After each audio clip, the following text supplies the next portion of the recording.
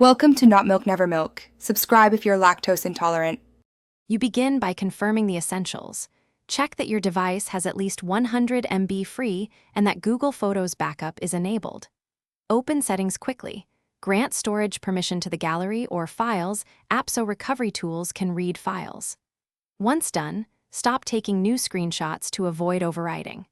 Now use the Files app or Google Photos to search the screenshots folder if they are missing from the gallery. Proceed to the next step to scan hidden and recently deleted areas.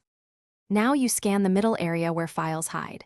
Use the Files app to browse images and open DSIM/screenshots because deleted items often move there. Make sure to reveal hidden files, look for folders named Trashed or No Media and remove the dot to make them visible. If you enabled Google Photos, check Trash and Archive. Trash keeps items for 30 days. Once you locate files, copy them to a safe folder and back them up immediately to avoid repeated recovery steps. To finish, run a trusted Android recovery app and select Deep Scan. This recovers files erased from internal storage. When recovery finds screenshots, export them to a new folder and enable Google Photos backup right away.